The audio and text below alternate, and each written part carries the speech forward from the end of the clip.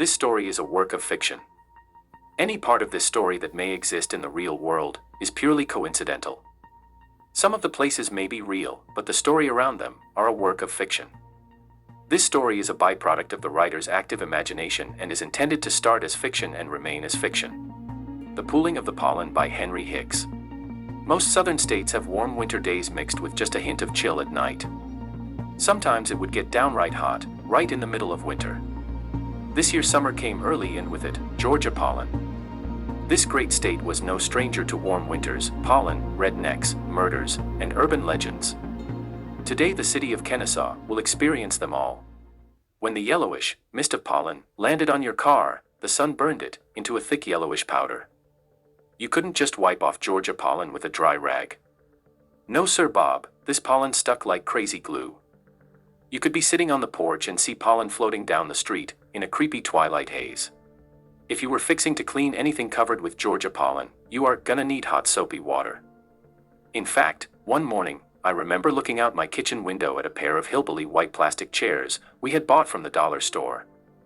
We had strategically placed both chairs around a tree stump in the backyard. That next morning, both chairs looked like someone had painted them a bright banana yellow. The point I'm trying to make is that this shit was yellow. That banana yellow is what my granddaddy used to call the pooling of the pollen. By all appearances, Jackson was an average 9-year-old kid. He was good-looking, with a smooth dark complexion. At his young age, he was already the face of 2 kid magazines. But his life was far from perfect. His father, Dr. Jensen, was part of a group of doctors who traveled overseas to fight the SARS outbreak. Doctors Without Borders was a new phenomenon.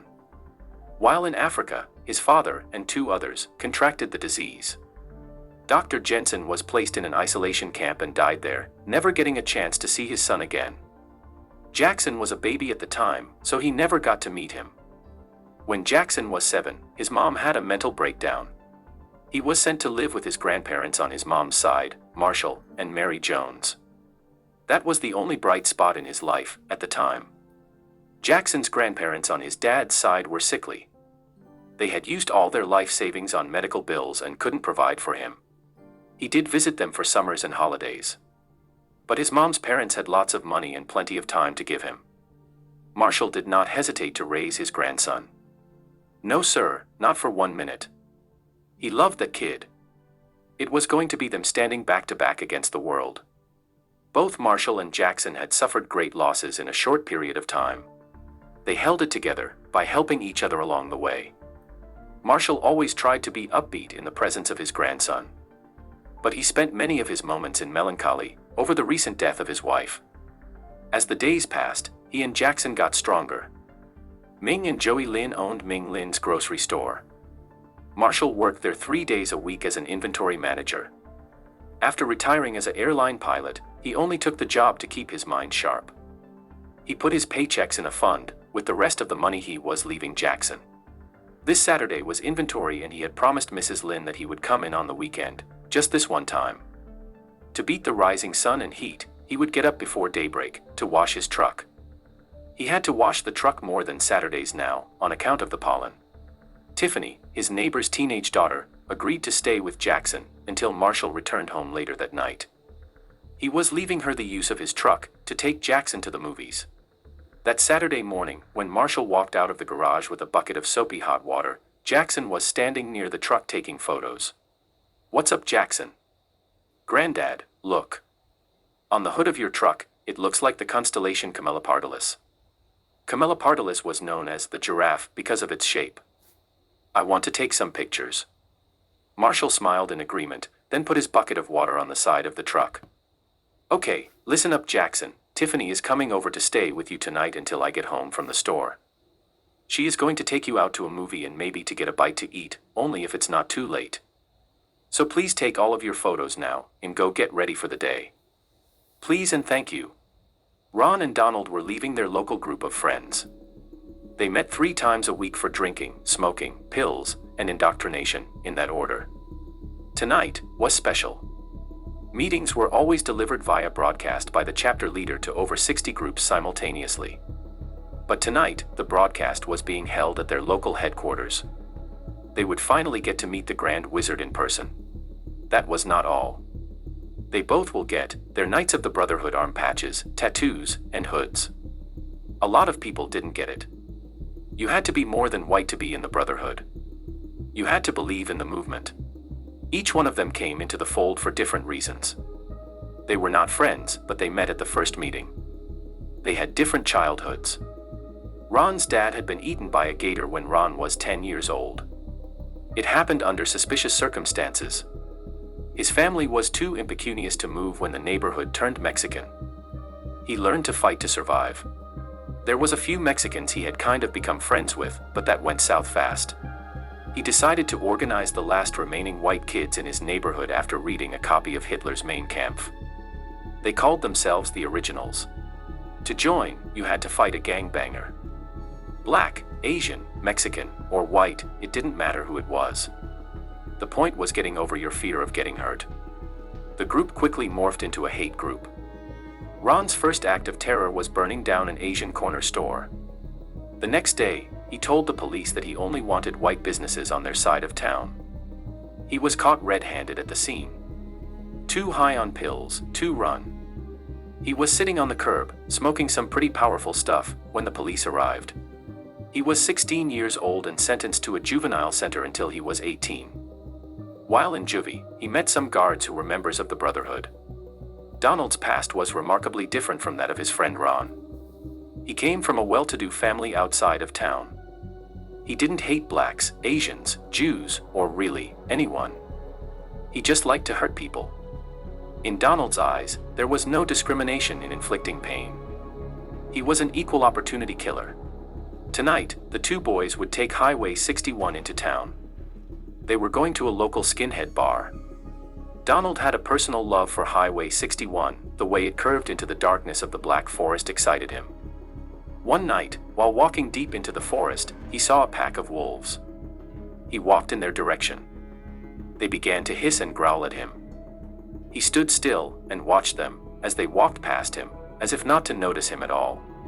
Donald even reached out and touched the last wolf, like he was touching his dog. Eventually, the wolves were so deep into the forest, you couldn't see the glare of their eyes. Later that night around 8 o'clock, Marshall had finished inventory. He had stayed 2 hours longer than he had anticipated. He was entering the last few numbers into a spreadsheet, one that he had formulated to fit Lynn's small store. He waved goodbye to Mrs. Lynn as he walked toward the front door. Before he could exit, Mr. Lynn saw him through the two-way window and ran out to catch him. "Hey man, if you want to wait, we can drop you off."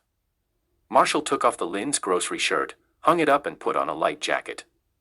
"Thanks, but Jackson is at the movies with Tiffany, and it's a calm night. I think I will go for a little walk. You and Mrs. Lynn have a great evening." Mr. Lynn shook his head in agreement and wished Marshall a good night and safe weekend. Marshall glanced in the windows of small mom-and-pop boutiques. Blue and green flashing lights illuminated Main Street. The bright streetlights made you feel warm and safe as you passed shops and people in the night. When he turned the corner off Main, he could see the taillights of the Highway 61 bus. It would be another 30 minutes before another bus arrived. He decided to walk to the next stop in front of the Walmart. The store didn't close until 11. He would have enough time to go in and get a few things. And a nice brisk walk could help to clear his mind. What he had forgotten was that the stretch between where he was standing and the Walmart comprised of 1.5 miles of Black Forest. In total, the Black Forest was about 3 miles long. If it weren't for that Walmart, which the town voted against but still got, the walk would be a nightmare. Marshall walked on the bike path that he had hated when driving. He thought about all those bikers he had sped past that rode in the middle of the highway like they were in the Tour de France. Now he knows they were just trying to get the hell out of this forest. He continued his walk, looking ahead the whole time, hoping to see the bright lights of the Walmart. To Marshall, the sounds coming from the woods reminded him of bears, wolves, and all kinds of man-eating 4- and 8-legged creatures. One night a group of KKK members were eaten by a pack of wolves. Those wolves did something governments had not done in 100 years. They stopped those fools from burning crosses in the middle of the woods. The Walmart was the halfway point on both sides of the forest. It was a beautifully built building with two amazing natural waterfalls on both sides. It had a glass-enclosed coffee shop that seemed to sit in the middle of the forest. It was beautiful. You could see and hear both waterfalls and see all kinds of plants and animals. When Marshall saw the bright lights up ahead, he felt like he had just survived an attack. Relief was the best word for what he was feeling. Now resting on the bus stop, he decided to send a text to Tiffany and Jackson to check on them. They were still in the movies. In a spirited chat with his cousin in Chicago, he never saw the truck heading in his direction. The driver's headlights were off. He looked up at the last second, right before impact. Now standing on the bench with both hands holding the hood of an old blue and white 1970 Ford F-100 pickup. Two steel rods placed in the middle of the bus stop forced the truck to stop just inches from hitting him. Walmart put those steel rods not only in front of the bus stop, but also in front of the store. The truck still had him pinned in. He called out to the driver, and the only response he got was bright lights in his face. It felt like he stood on that bench forever, covering his eyes from the bright lights. Then, the truck pulled back enough to allow him to free himself. Inside, he could see two young men laughing so hard that they were in tears. The driver stepped out of the truck first. "Guys, what's the problem?" asked Marshall. "No problem, I saw you sitting there and decided to kill you." Marshall looked at both men and for the life of him, could not understand what was happening. But he did know that he needed to get out of there, fast. Running into the Black Forest was not an option, seen that movie. He prepared to defend himself, the old-fashioned way. Ron and Donald rushed at once. They quickly found out the old man could handle himself. Marshall reached for his pocket knife but had forgotten it at the store. It didn't matter, he was going to handle these guys until the bus came. Marshall knew the Highway 61 bus would arrive in a couple of minutes. He also remembered that occasionally, Walmart had night watchmen inside the store. Plus, his cousin was probably calling the police now. Donald had his new KKK patch on his old faded blue jean jacket vest.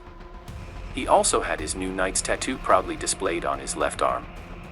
He didn't notice any of these things as he lifted Donald off his feet and slammed his body onto the hood of the truck. Donald screamed, once his back laid flat on that hot steaming hood. Marshall gave Donald two hard elbows to the chest. Each time, you could hear the air escaping Donald's windpipe. He knew that with two more hard blows like this, he could take this guy out. 3 sharp sounds cut through the chilly night air.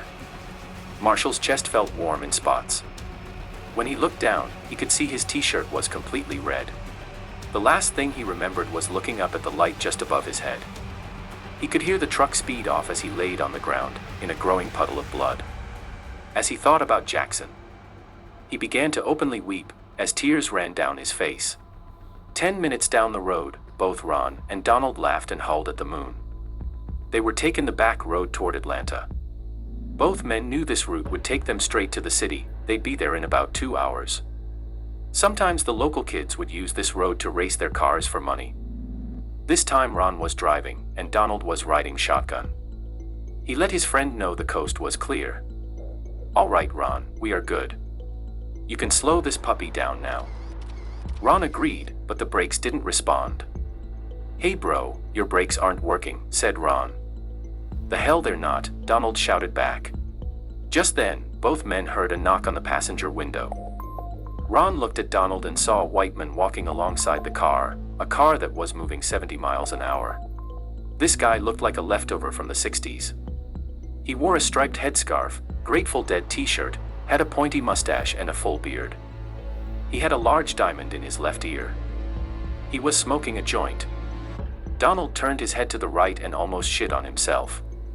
The truck was moving at about 70, but this guy was walking in lockstep with them.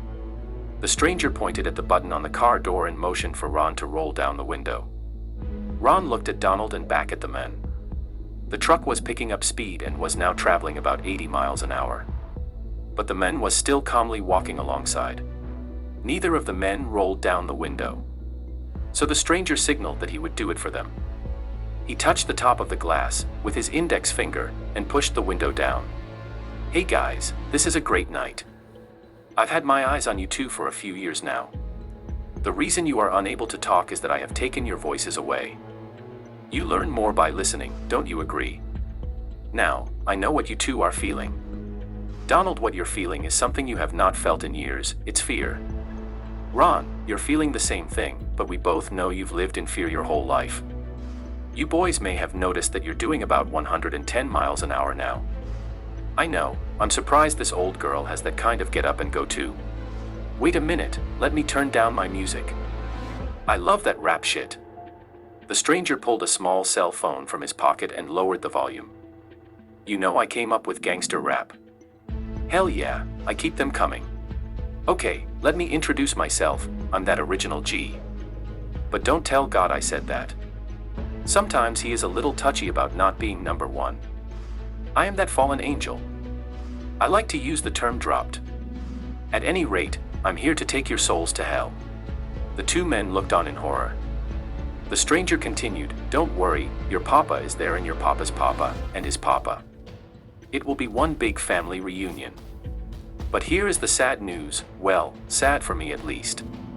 Because I'm taking your souls now, your sons won't be joining you later. In short, for me, your bloodline stops here. Oh, and if you're wondering about the gentleman that you shot back at the bus stop. Well, God said he would live for at least another 15 years. I know, but not my call. And yes, I hate when God uses me for good. Now here's something to look forward to. All your friends back at the lodge, you will see them again. Wow, look at the time and your speed. You're going 160 miles an hour. Can you see that colossal tree up ahead? That is going to be the end of the road for you. It will not be a quick death, and the pain will be horrific. Oh, and by the way, smashing into that tree and dying a slow, painful death will be the event you repeat for eternity. I guess after tonight, I will see you when hell freezes over. At this rate, that may not be that long. Okay, let's not get stuck on ceremony. Rap music began to blare through those old speakers. Ron looked in horror, in his rearview mirror. There stood the devil, smiling and crip-walking, in the middle of the road. As the truck accelerated toward the yellow sharp curb sign, Ron only saw two things, the colossal pine and the devil waving goodbye. Years later, locals say that every night around 10:45, if you're near that same colossal tree, just before the street curves, off the back roads of Kennesaw Mountains, you can hear the screams of Ron and Donald for about 10 seconds. And if you look at the base of the tree, for a split second, you can see their blood splatter mixed with Georgia pollen. Thanks for listening. Please don't forget to smash the like button, subscribe and, most of all, please share this story with a friend. Pleasant dreams.